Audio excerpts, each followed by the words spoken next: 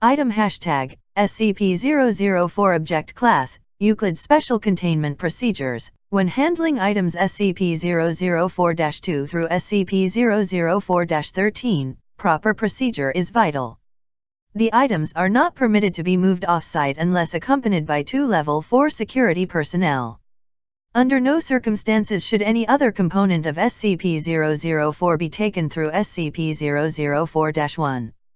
The effects of doing so are as yet unknown, and the current cost of experimentation makes further research impractical.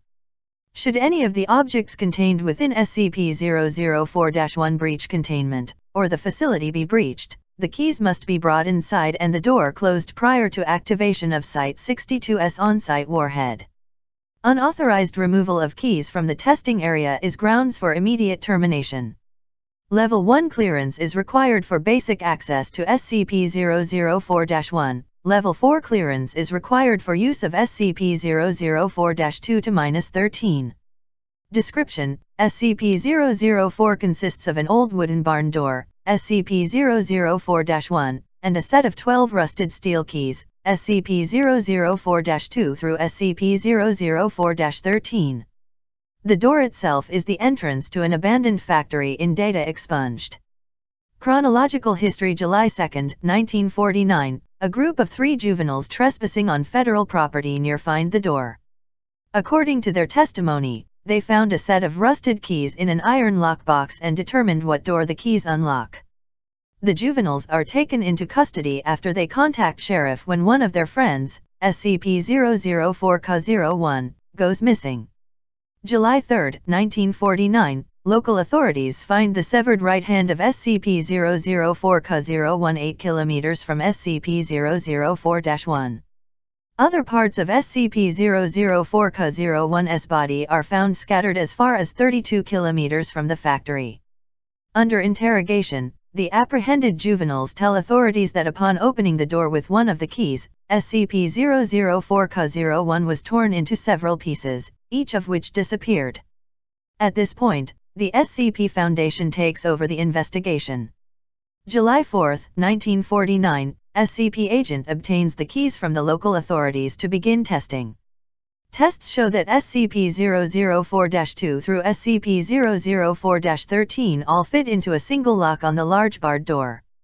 12 Class D personnel are assigned to test the effects of the door. Of the 12 test subjects each trying a different key to enter the room, only 2 survive. Opening the door with any key except SCP-004-7 or SCP-004-12 caused the test subjects to be torn apart in multiple directions. However, no dismembered parts were found until later. At the time of writing, only 2 parts of each subject have been recovered, with the exception of the subject using SCP-004, whose pieces were scattered in close proximity. The others have, for all intents and purposes, vanished from existence. Of the 2 surviving subjects, only one, having used SCP-004-7, returned unharmed. The other came back in a near catatonic state, able only to remove himself from the room and then collapse on the floor, and had to be restrained to prevent him from gouging out his eyes. See Appendix A, Mental Health Effects of SCP-004.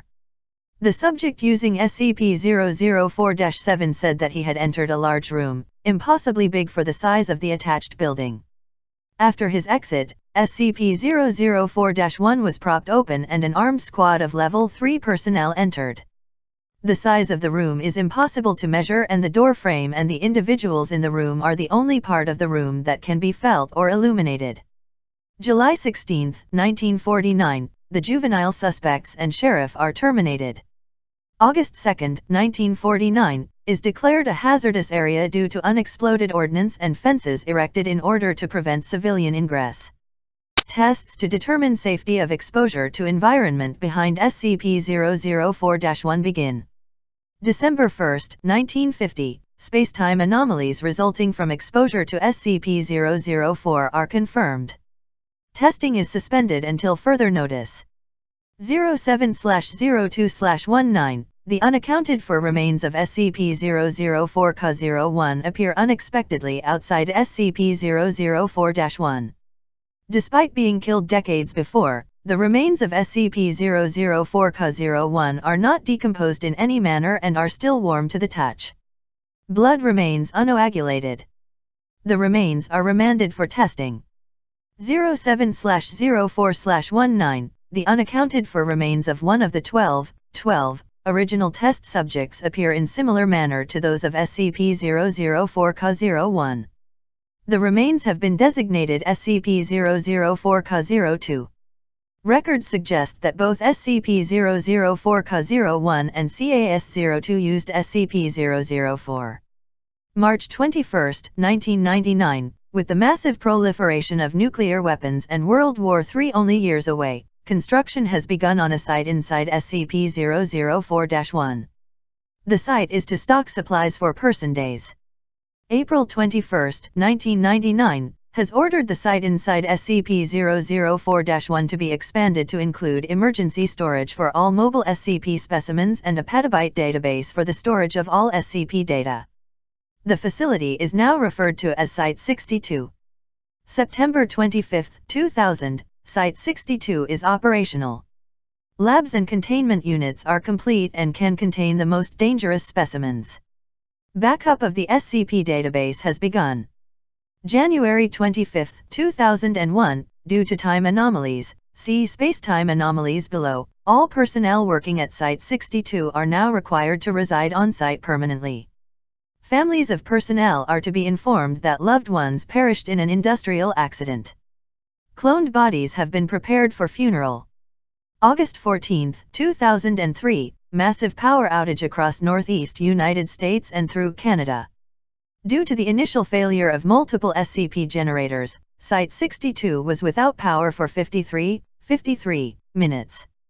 During those 53 minutes, those on site were completely without any source of light. They reported sensing creatures and people, although no abnormal entities could be seen or felt. Selected facility personnel were allowed to read Appendix A, and said the creatures sensed were of humanoid size but otherwise similar to the massive green creature described. Space-time anomalies. SCP-004 seems to propagate spatio-temporal anomalies. Personnel leaving the facility report losing time. Those who have been in the site for weeks insist that they had only been in the facility for several days, and records of work completed and supplies consumed support their claims. Other temporal anomalies involve SCP-004-2 through -13, especially the reappearance of SCP-004-K-01 and SCP-004-K-02 exactly years after using SCP-004. Has been assigned to investigate all aspects of these time anomalies. Spatial anomalies include the impossibly large dimensions of the area opened by SCP-004-7. Similarly, the 2003 blackout incident suggests that there exists an alternate plane of existence within the same space that Site 62 occupies. Additional notes. Testing on SCP-004 reveals that 10 of the keys open SCP-004-1 on a dimension where the laws of physics and topology are significantly different than those of our home dimension. Test subjects meeting these hostile conditions are torn apart, their body parts deposited in various locations, only 3 of which have been verified to be on Earth. Material deposited at 2 of these points appears immediately, material deposited at the 3rd appears exactly years into the future. The other 7 locations are currently unknown. Current testing focuses on 2 avenues of research. The first is finding ways to survive SCP-004's hostile topologies. The second data expunged suggest that SCP-004-2 through -13 may open doors other than SCP-004-1. Appendix A, Mental health effects of SCP-004-12. All Class D personnel using SCP-004-12 return in a catatonic state, unable to speak. Some may have enough energy left to try to claw out their eyes. Of the 16 subjects, only 4 have survived. Only one has regained speech, following long-term psychotherapy. He was able to tell the psychiatrist that he saw a massive green creature, so large that much of its body extended beyond his field of view. He reported innate fear and sudden recognition, as if it were something buried deep in his primal fears, and forced implantation of incomprehensible memories. Subject displays acute anterograde and retrograde amnesia. Appendix B. Additional information item hashtag SCP-004-14 Date of discovery, September 2, 1950 Origin of object. Object was discovered elsewhere in factory area, in the previously undiscovered manager's office. Description: Object appears as a large, unvarnished wooden box. The box may be unlocked by the safe key, SCP-004-7, as well as 5 of the unsafe keys, see document SCP-004-1. Upon unlocking SCP-004-14 with SCP-004-7, the box opens automatically on hinges. The volume of the space inside is precisely 5 times greater than the outer dimensions imply. Items placed within while the lid remains open do not affect the weight or any other properties of the box. When the lid is closed and locked, however, all items inside vanish irretrievably.